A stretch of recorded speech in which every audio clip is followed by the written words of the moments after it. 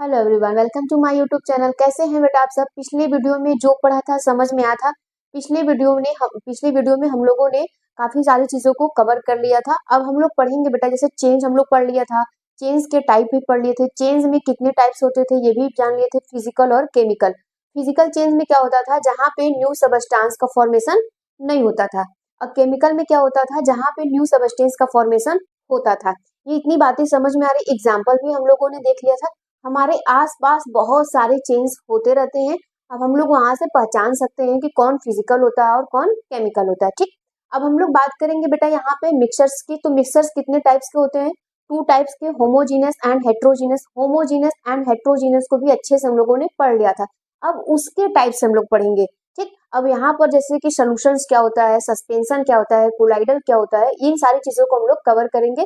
तो यहाँ पर लिखिएगा, जैसे हम लोगों ने ये सीखा कि जो हमारा मिक्सचर है, ठीक, ये क्या है बेटा? फर्दर टू पार्ट में डिवाइडेड है। ये मिक्सर क्या है? टू पार्ट में डिवाइड है। कौन कौन सा?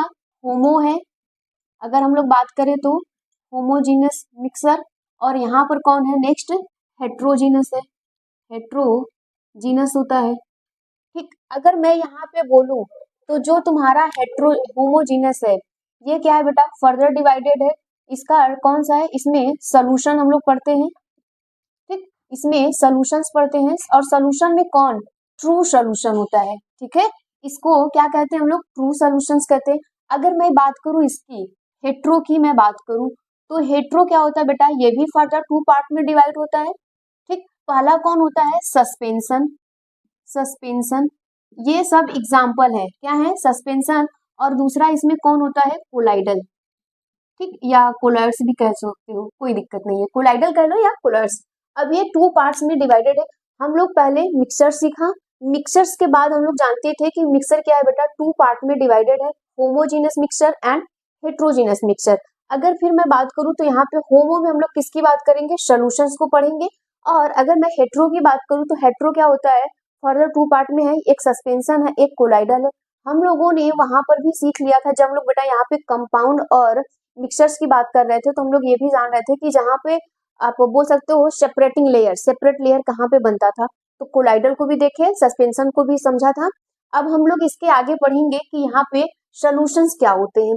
अगर मैं बात करूं तो सोल्यूशन देखो, गर्मियों के सीजन में या फिर चाहे जब भी, सोल्यूशन हम हमेशा बनाते रहते हैं।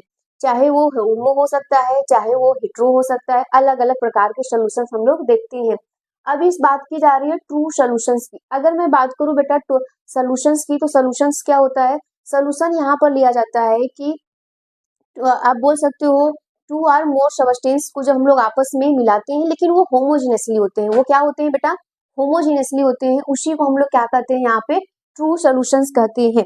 अगर मैं यहाँ पे आपको बोलूं यहाँ पे लिखने के लिए कि ट्रू सॉल्यूशंस लिखो, चलो देखो, अगर बेटा मैं यहाँ पे बोलूं कि सॉल्यूशंस क्या होता है, ठीक है, अगर मैं आपसे यहाँ पे बोलूं कि सॉल्यूशन,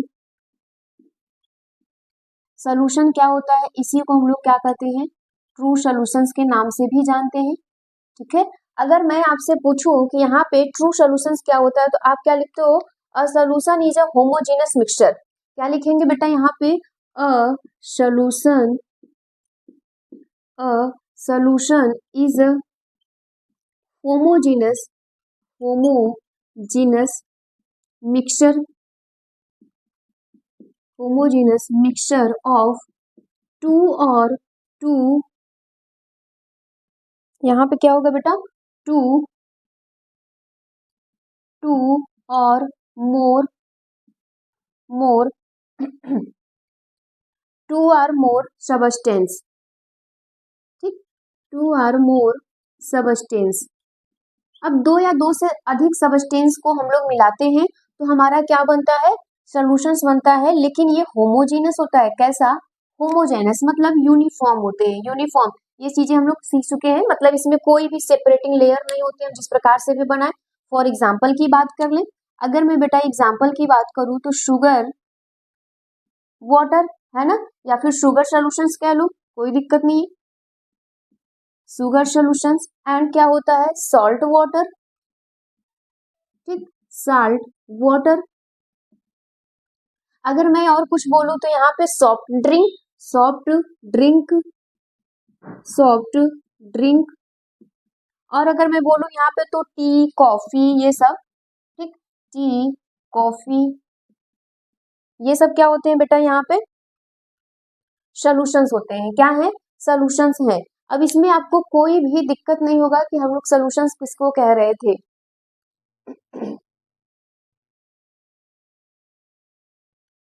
देखो बेटा, अगर आपसे यहाँ पे कोई भी पूछे कंपोनेंट ऑफ सॉल्यूशन, तो दो कंपोनेंट होते हैं। इसके कितने कंपोनेंट है? To component. कंपोनेंट का मतलब है घटक, किन किन लोगों से मिलके बना है।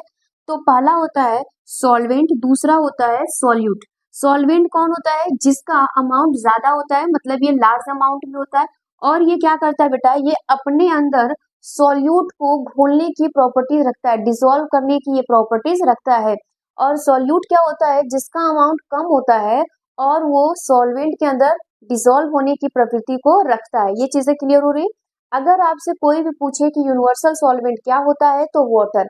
यूनिवर्सल सॉल्वेंट क्या होता है बेटा? कोई भी पूछ ले तो वाटर। वाटर एक ऐसा है जो अपने अंदर सारी चीजों को घोलने की क्षमता रखता है। समझ में आ रही है? अब अगर आपसे पूछा जाए कि सोल्यूशन किन किन चीजों से है, तो सॉल्वेंट एंड सॉल्यूट, इन्हीं दोनों लोगों से मिलके हमेशा सॉल्यूशन बनता है। अब किसी भी सॉल्यूशंस को देखकर बेटा आप पहचान जाओगे कि कौन सॉल्यूट होगा, कौन सॉल्वेंट होगा। अगर मैं फॉर एग्जांपल यहाँ पे शुगर सॉल्यूशंस की बात करूँ, तो शुगर सॉल्यूशंस में क्या लेते हैं? शुगर लेते हैं एंड वाटर लेते हैं।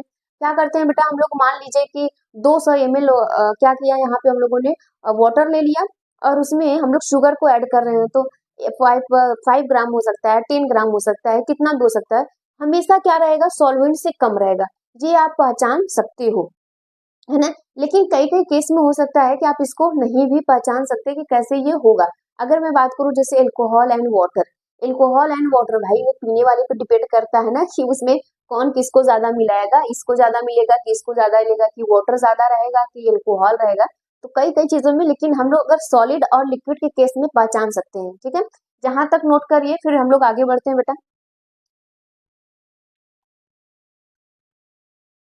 चलो देखो बेटा, यहाँ पर क्या लिखा गया है? Solvent and solute. तो सॉल्वेंट क्या हो रहा है? The component that dissolve the other component is called solvent. Solvent को क्या बोला रहा है कि सॉल्वेंट एक कंपोनेंट है जो क्या करता है? डिसॉल्व कर लेता है अदर, यहाँ पे कोई भी सॉल्यूट होता है या फिर कोई भी यहाँ पे सॉल्वेंट हो सकता है। ठीक है, अब यहाँ पर तुमसे क्या बोला जा रहा है कि सेकेंड में, the component that is dissolve in the solvent is called, या फिर आप यहाँ पर आर भी लगा सकते हो, कॉल्ड सोल्यूट। ठीक है, उसको हम लोग क्या कहते हैं? सोल्यूट कहते हैं। सॉल्वेंट वो है जो किसी अदर कंपोनेंट को अपने अंदर घोल लेता है, तो इस कॉल्ड उसको सॉल्वेंट कहते हैं। सोल्यूट को क्या बोलते हैं बेटा? जो किसी भी सॉल्वेंट के अंदर घुल जाने की क्षमता रखता है, घुल जाता हो, उसी को हम लोग कहते हैं सोल्यूट कहते हैं। ठीक, अब ये सारी चीजें छोटी छोटी हैं, आप इनको पढ़ सकते हो, समझ सकते हो। अभी हम लोगों ने क्या सीखा कि जो बेटा हमारे पास सोल्यूशन होता है, सोल्यूशन वो किन किन से लोगों से मिलता है? तो आप क्या बोलते हो? सॉल्वेंट एंड क्या बोलते हो बेटा यहाँ पे? सॉल्यूट। इन्हीं दोनों लोगों से मिलता है ये। ठीक है, अब हम लोग अपने नेक्स्ट टॉपिक की बात करते हैं। नेक्स्ट टॉपिक आता है कंसंट्रेशन ऑफ सॉल्यूशन। कंसर्न, ये इंपॉर्टेंट है क्योंकि क्वेश्चंस यहीं से बनते हैं। कंसंट्रेशन ऑफ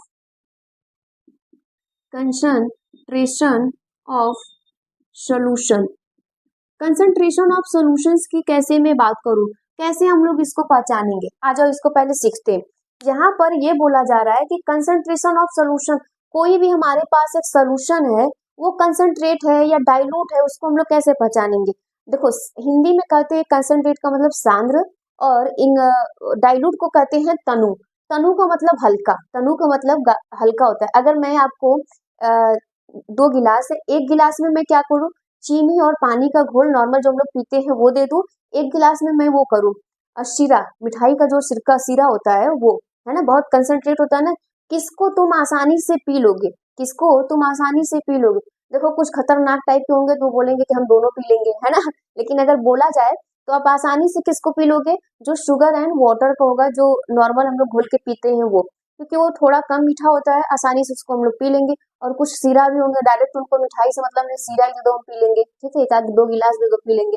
तो ऐसी बात है, लेकिन उनकी में बात नहीं। तो यहाँ पे क्या पूछा जा रहा है कि कंसंट्रेट कौन है। इसका मतलब है कि जिस सॉल्यूशंस के अंदर सॉल्यूट पार्टिकल्स ज्यादा होंगे, है ना, जिसको सॉल्यूट को ज्यादा घोला गया है, उसी को तो हम लोग कहेंगे कि वो सॉल्यूशंस क्या है, हमारा कंसंट्रेट है। अगर मैं यहाँ पे बोलूं, जैसे जैसे मैं यहाँ पे बोलूं बेटा, हमारे पास यहाँ पे समझो, यहाँ पे दो दो छोटे छोटे गिलास हैं, ठीक है, यहाँ पे दो गिलास है बेटा, और हमने क्या किया है, यहाँ पे वाटर भी ले लिया है, ये वाटर यहाँ पे लिया है, यहाँ तक सेम वाटर लिया है। अब इसमें मैंने क्या किया है, ऐसे चीनी के कुछ पार्टिकल डाल दिए, और यहाँ पे मैंने क्या किया है बेटा, चीनी के बहुत सारे पार्टिकल डाल दिए, बहुत सारे। अब तुमसे पूछा जाएगा कि मीठा कौन लगेगा, तुम कहोगे ये ज्यादा मीठा लगेगा, ये भी नॉर्मल पीने लायक है, लेकिन ये क्या है बेटा, डाइल्यूट है, और ये क्या है, कंसंट्रेट। मतलब आप ये बोल सकते हो, the concentration of solution is the amount of solute, है ना, यहाँ पे प्रेजेंट होता है, यहाँ पे सॉल्यूशंस में जितने नंबर ऑफ अमाउंट यहाँ पे या पार्टिकल्स बोल सकते हो सॉल्यूट प्रेजेंट हो, उसी को हम लोग क्या कहेंगे, कंसंट्रेट। अगर ये आपका है तो ये क्या है, कंसंट्रेट है, और ये क्या है, डाइल्यूट है। अब पहचान लोगे, कुछ चीजों को हम लोग देख के पहचान सकते हैं, कुछ चीजों का टेस्ट करके पहचान सकते हैं, है कि नहीं, ठीक है। तो अब हम लोग इसको लिखते हैं, तो यहाँ पे इसका डिफिनीशन क्या होगा बेटा, डिफिनीशन में आप क्या लिखेंगे, the concentration of solution, the concentration of solution the concentration of solution, फिर इसके बाद क्या लिखोगे, is the amount of solute, is the amount of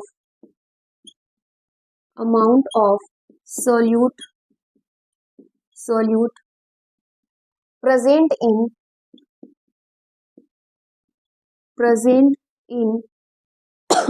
in a given क्या होगा यहाँ पे, amount of solution, given amount of solution। अब समझ में आ रहा है, ये यहाँ पर क्या पूछा जा रहा था, कंसंट्रेशन। अब क्लियर हो गया, इसमें किसी को कोई दिक्कत नहीं होनी चाहिए। चलो, अगर मैं यहाँ पे बोलूं बेटा, तो हमारे पास कुछ फॉर्मूले होते हैं, इन्हीं से हमें न्यूमेरिकल्स को सॉल्व करना होता है, अमाउंट ऑफ द सोल्यूशन होता है, इसी से हम लोगों को क्या करना पड़ेगा, न्यूमेरिकल को सॉल्व करना पड़ता है।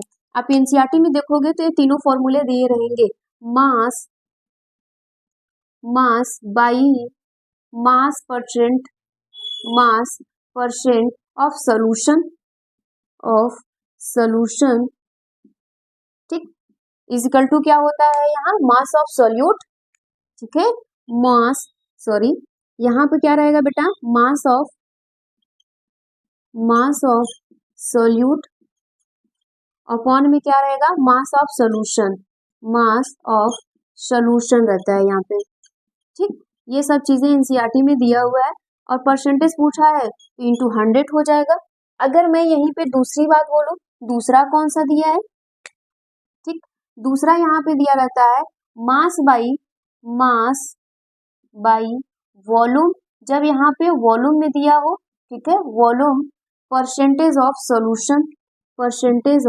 सोल्यूशन इज इक्वल टू क्या करेंगे, यहाँ पे क्या करोगे बेटा तुम, यहाँ पे मास ऑफ सोल्यूट करोगे, और वॉल्यूम क्या करोगे तुम, यहाँ सोल्यूशन क्या करोगे, वॉल्यूम में करोगे, ऊपर का सेम रहेगा, मास ऑफ सोल्यूट, और अपान में क्या करेंगे, वॉल्यूम ऑफ, जब हमारा वाटर हो वॉल्यूम में दिया हो, ठीक है, यहाँ पे सोल्यूशन इंटू 100। इस प्रकार से ये सारी चीजें हम लोग करते रहेंगे। अगर मैं नेक्स्ट की बात करूं, तो नेक्स्ट आपके पास एक और दिया रहता है, तो वो रहता है बेटा यहाँ पे रहता है कि volume by volume percentage of solution. तो यहाँ पे सब ऊपर, इसमें भी वॉल्यूम हो जाएगा, इसमें भी वॉल्यूम हो जाएगा, इतना नोट कर लेंगे, फिर आगे बताते हैं। चलो देखो, यहाँ पे बेटा दो क्वेश्चंस हैं हमारे पास, इसको सॉल्व करने हैं। एक तीसरा फॉर्मूला हमारे पास था, वो क्या था बेटा, यहाँ पे तीसरा फॉर्मूला था वॉल्यूम, यहाँ पे volume by volume, volume by volume, volume percentage of solution, percentage of solution. जब यहाँ पे सब क्या दिया हो, वॉल्यूम में दिया हो, तो इसका फॉर्मूला क्या होता था, यहाँ पे वॉल्यूम हो जाएगा वॉल्यूम ऑफ सॉल्यूट, ठीक, अपॉन में क्या यहाँ पर होगा, volume of solution, volume of solution हो जाएगा इनटू 100, ठीक, ये आपका फॉर्मूला होता था। अब ये फर्स्ट क्वेश्चन है, ठीक, ये हमारे पास फर्स्ट, ये हमारे पास सेकेंड क्वेश्चन है। इसमें पूछा क्या जा रहा है कि यहाँ पे to make a saturated solution 36 gram of sodium chloride, ठीक है, सोडियम क्लोराइड जो यहाँ पर होता है बेटा ये NaCl होता है, क्या होता है, NaCl, नमक की बात हो रही है, is dissolve in 100 gram of water, water में डिजोल्व हो रहा है। देखो कभी भी टेम्परेचर दिया रहा है तो टेम्परेचर से तुम्हें कोई लेना देना नहीं है, टेम्परेचर कुछ भी दिया, टेम्परेचर को भूल जाना।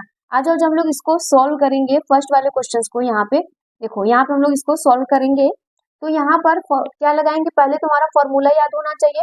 अगर मैं बात करूं यहाँ पे कंसंट्रेशंस की, तो यहाँ पे क्या होगा, मास ऑफ सोल्यूट, ठीक है, यहाँ पे क्या होगा बेटा, मास ऑफ सोल्यूट, और अपॉन क्या रहेगा, mass of solution, mass of solution. देखो बच्चे गड़बड़ यहीं पे करते हैं, इनटू 100, इनको समझ में नहीं आता है बेटा ये सोल्यूट है, सोल्यूशन नहीं है। अब हमारा यहाँ पे सोल्यूशन है, सॉल्वेंट नहीं।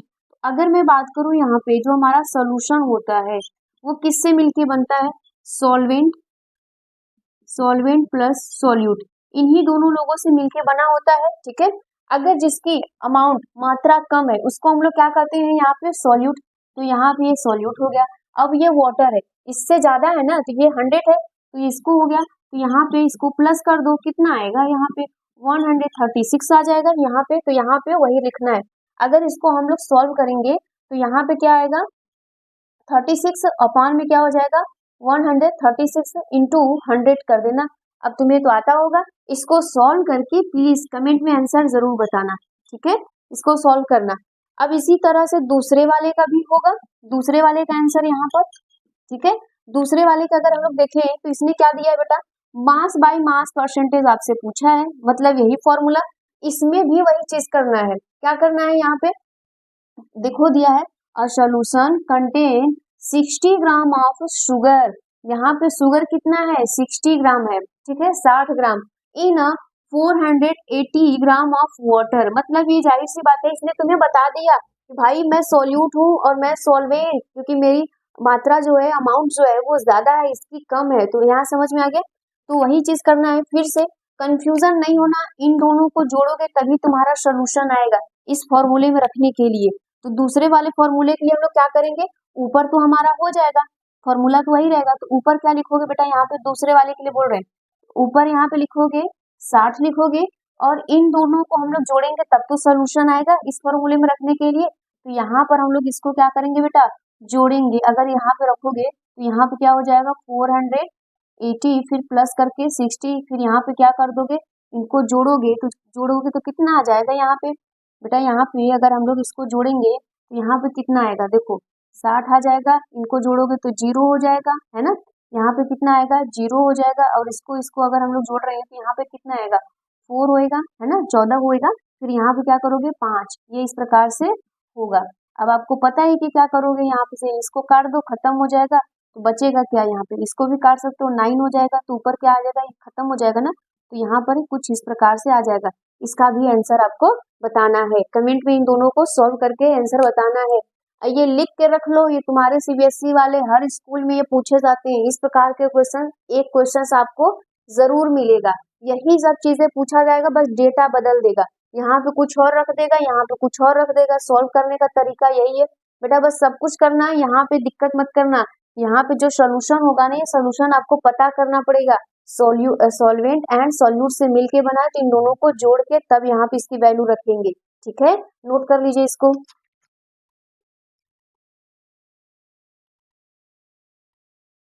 चलो अगर मैं बेटा यहाँ पे नेक्स्ट टॉपिक की बात करूँ, तो अब हम लोग ये जानेंगे कि सोल्यूशन को जान लिया, सॉल्वेंट क्या होते हैं, सोल्यूट क्या होता है, ये भी हम लोगों ने जान लिया था। अब हम लोग ये पढ़ेंगे बेटा यहाँ पे सॉल्यूशंस के क्या क्या प्रॉपर्टीज है। ठीक, अगर आपसे कोई भी प्रॉपर्टीज पूछ लेता है तो आप बता देना, ठीक है। तो यहाँ पर क्या होगा, हेडिंग क्या बनाइएगा आप लोग, यहाँ पर बनाएंगे the properties of solution. The heading बनाना यहाँ पे बेटा, the properties of solution. Solution की क्या क्या प्रॉपर्टीज होती है इसके बारे में हम लोग पढ़ेंगे। अगर मैं बोलूं तो आपको तो आता ही होगा, सॉल्यूशंस की पहली प्रॉपर्टीज क्या है, it is a homogeneous mixture. ये क्या है बेटा, होमोजीनस मिक्सचर है। It is a homogeneous mixture, है ना। ये क्या है, एक होमोजीनस मिक्सचर है। ठीक, यहाँ से कोई दिक्कत नहीं ना। फिर दूसरी बात अगर आपसे बोला जाए तो यहाँ पर आप क्या बोलोगे, यहाँ पर बोलोगे बेटा इट इज यहाँ पे क्या होगा, it can not be filtrate. It can not be filtrate, इसको हम फिल्ट्रेट नहीं कर सकते, है ना। इसको हम लोग क्या कर सकते हैं बेटा, फिल्ट्रेट नहीं कर सकते हैं। ठीक, फिर यहाँ पर क्या होगा, फिल्ट्रेट होगा। अगर मैं यहाँ पे और भी बोलूं तो यहाँ पर क्या होगा, दूसरा क्या होगा, ये कैसा होता है बेटा, ट्रांसपेरेंट भी होता है। क्या होता है, ट्रांसपेरेंट होता है। तो नेक्स्ट आप क्या लिखोगे, इट डज नॉट शो, ये टिंडल इफेक्ट भी नहीं शो करता। तो यहाँ पर क्या लिखेंगे, it does not show Tyndall effect. ठीक है, टिंडल, यहाँ पे क्या होगा, टिंडल इफेक्ट। टिंडल इफेक्ट क्या होता है सब जानते हो। ठीक, ये ट्रांसपेरेंट भी होता है। अब इसका जो हम लोग यहाँ पे बात करें, जो इसमें सॉल्यूशंस में जो सॉल्यूट पार्टिकल्स घुले होते हैं बेटा, उसकी डायमीटर कितनी होती है, उसकी साइज कितनी होती है, तो इसके बारे में, इसके कई सारे हैं, इसको हम लोग लिख लेते हैं। ठीक, तो यहाँ पर लिखिएगा इसका। अब देखो यहाँ पे प्रॉपर्टीज में ये सब लिखा गया है, it is a homogenous mixture, it can not be filtrate, इसको फिल्ट्रेट नहीं कर सकते। इट डज नॉट शो, मतलब फिजिकली बेटा, छान कर या किसी तरीके से, केमिकली नहीं, फिजिकली। सो टिंडल इफेक्ट, ये टिंडल इफेक्ट को शो नहीं करता है। The particles of solution are smaller than 1 nanometre, है ना। ये क्या होता है बेटा, 1 नैनोमीटर इन डायमीटर, मतलब जो पार्टिकल्स की जो साइज होती है ना, वो 1 नैनोमीटर में से छोटी हो सकती है या होती है। ठीक है, इसीलिए क्या करता है बेटा, टिंडल इफेक्ट को शो नहीं करने देता, बहुत छोटा छोटा होता है। फिर show they can not be seen through naked eyes, हमारे आप बोल सकते हो कि हमारे नेकेड आई से ये दिखाई नहीं देता है, मतलब इसको देखने के लिए माइक्रोस्कोप की जरूरत पड़ेगी। अब हम लोग बात करते हैं बेटा सोल्युबिलिटी। सोल्युबिलिटी क्या होती है, सोल्युबिलिटी। ठीक, अगर मैं यहाँ पे सॉल्युबिलिटी की बात करूँ तो सॉल्युबिलिटी ये होता है कि कोई भी आपका सॉल्वेंट हो, ठीक है, या कोई भी सॉल्यूशन हो, जो मैक्सिमम नंबर ऑफ पार्टिकल्स या मैक्सिमम अमाउंट ऑफ सॉल्यूट को क्या कर लेता है, अपने अंदर डिसॉल्व कर लेता है एक फिक्स टेम्परेचर पे, या फिर आप बोल सकते हो स्पेसिफिक टेम्परेचर पे, उसी को हम लोग क्या कहते हैं, सॉल्युबिलिटी कहते हैं। जैसे आप रूम टेम्परेचर पे क्या करो, चीनी को घोलो, रूम टेम्परेचर पे चीनी को घोलो, पानी में डिसॉल्व करोगे तो एक टाइम ऐसा आएगा कि उसके बाद वो नहीं घुलेगा। जिस टाइम पे वो घुलना बंद हो जाए वही उसकी क्या है, मैक्सिमम सॉल्युबिलिटी है, वही क्या है उसकी मैक्सिमम सॉल्युबिलिटी है, उसके बाद वो घुलेगा नहीं। तो ये क्या बोला जाता है, फिक्स टेम्परेचर भी हो सकता है। तो इसको हम लोग लिख लेते हैं। तो हमेशा याद रखिएगा सॉल्युबिलिटी क्या होती है। चलो देखो यहाँ पे क्या बोला जा रहा है, सॉल्युबिलिटी क्या है, the solubility of solution in a solvent at a specific temperature refer to the, ये वाला पॉइंट बेटा आपके लिए बहुत इंपॉर्टेंट है। अगर कोई आपसे पूछे तो बस यहीं से लिखना शुरू कर देना, यही इंपॉर्टेंट है। Maximum amount of the solute that can dissolve in 100 gram of solvent eight एक टेम्परेचर दिया रहेगा, एक टेम्परेचर पे, मतलब 100 ग्राम सॉल्वेंट में हम लोग जितना सॉल्यूट घोल सकते हैं एक स्पेसिफिक टेम्परेचर को, उसी को क्या कहेंगे, सोल्युबिलिटी कहेंगे, उसी को क्या कहेंगे, सोल्युबिलिटी। जैसे अगर आप पढ़ रहे हो तो इसमें जितने भी बच्चे हो सकते हैं, अगर 9th में आप देखोगे तो सबकी क्या होगी, एक अलग अलग कैपेसिटी होती है। हो सकता है कोई आप 30 किलो का जो 30 kg होते हैं वजन, उसको संभाल सकता है, कोई 50 का, कोई 10 का, तो सबकी अपनी अपनी कैपेसिटी है ना।